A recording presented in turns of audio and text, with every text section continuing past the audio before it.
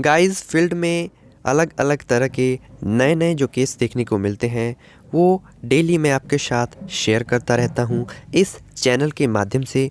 तो आज भी एक नया और यूनिक सा केस हमें देखने को मिला है और फील्ड में अक्सर ये जो केस है ये हमें देखने को मिलते रहता है। तो क्या ये केस है, कैसे इसको डायग्नोस किया गया, कौन कौन से इंजेक्शन ट्रीटमेंट दिए गए, कितने दिनों तक दिया गया, ये हर एक चीज़ मैं एक एक स्टेप आपके साथ शेयर करने वाला हूँ। तो चलिए अब इस केस की ओर थोड़ा सा ध्यान देते हैं। तो जैसे हमने ओनर से हिस्ट्री ली तो हिस्ट्री लेने से ये पता चला है कि पिछले कल से इस गाय ने कुछ भी नहीं खाया है, पानी बहुत कम पी रही है, जुगाली भी नहीं कर रही है और गोबर जो है वो इसका सही है।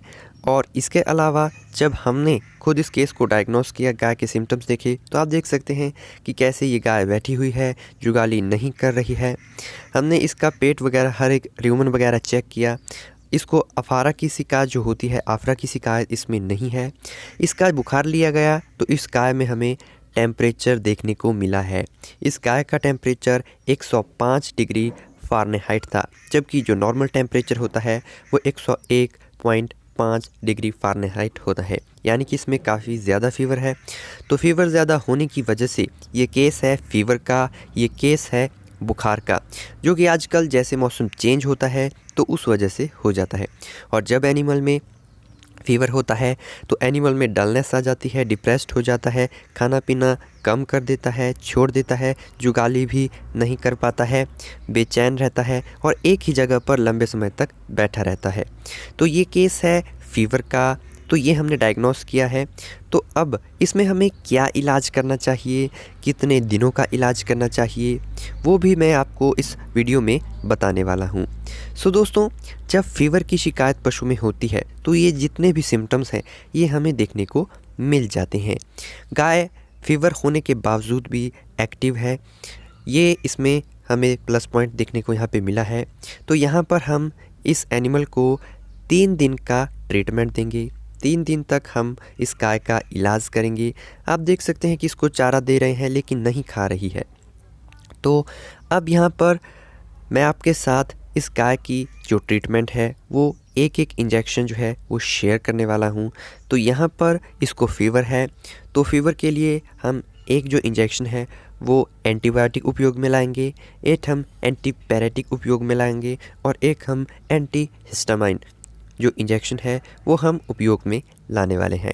तो यहाँ पर जो सबसे पहले हम इंजेक्शन उपयोग में लाने वाले हैं वो है एंटीपैरेटिक, यानी कि गाइस ये जो इंजेक्शन है इसका फील्ड में बहुत ज़्यादा इस्तेमाल किया जाता है। ये इंजेक्शन है मेलोनेक्स प्लस का और ये जो इंजेक्शन है हम लगातार 3 दिन तक इसको इस्तेमाल में लेने वाले हैं। न्यू स्टेराइल नीडल और सिरिंज का इस्तेमाल कीजिएगा। यहाँ पर हमने 10 ml मेलोनेक्स प्लस इंजेक्शन को लिया है और डीप इंट्रामस्कुलर इस इंजेक्शन को गाय में दिया जाएगा। ये जो इंजेक्शन है काफ़ी अच्छा इसका रिज़ल्ट है। और अब दूसरा जो इंजेक्शन यहाँ पर हम इस्तेमाल में लाने वाले हैं वो हम एंटीबायोटिक के तौर पर उपयोग में लाने वाले हैं। एंटीबायोटिक के तौर पर यहाँ पर हम जो इंजेक्शन आता है ऑक्सीटेट्रासाइक्लिन।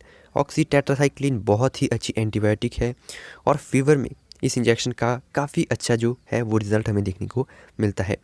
तो गाय में नॉर्मली हम 30 ml जो इंजेक्शन है ऑक्सीटेट्रासाइक्लिन वो हम यहाँ पर इस्तेमाल में लाने वाले हैं।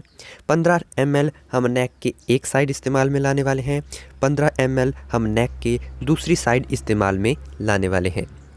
और स्टेराइल नीडल सिरिंज का इस्तेमाल कीजिए और 30 ml जो है हमने इस गाय को ऑक्सीटेट्रासाइक्लिन इंजेक्शन दिया है। इसी के साथ जो हम बात करते हैं तीसरे इंजेक्शन की, तो वो इंजेक्शन है एंटीहिस्टामाइन। एंटीहिस्टामाइन के तौर पर हमने जो CPM इंजेक्शन आता है क्लोरफिनमाइन मेलिएट के नाम से आता है, इसमें साल्ट पड़ा होता है। बहुत सारी कंपनियों का ये जो इंजेक्शन है ये हमें देखने को मिल जाता है। तो वो जो इंजेक्शन है वो हमने यहाँ पर 10 ml इंट्रामस्कुलर रूट के द्वारा उपयोग में लाया है और ये जो CPM है ये हम लगातार 3 दिन तक इस्तेमाल में लाने वाले हैं। और साथियों, यहाँ पर जो ऑक्सी हमने यहाँ पर उपयोग में लाया है वो LA है, यानी कि लॉन्ग एक्टिंग। तो यहाँ पर हमने आज ऑक्सी 30 ml इसको दिया है, तो कल हम ऑक्सी टेट्रासाइक्लिन इसको नहीं देंगे।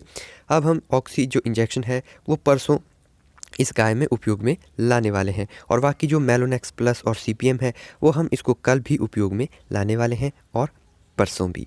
सो गाइस, इस तरह से आप फील्ड में पायरेक्सिया का, फीवर का जो इलाज है वो एनिमल में कर सकते हैं।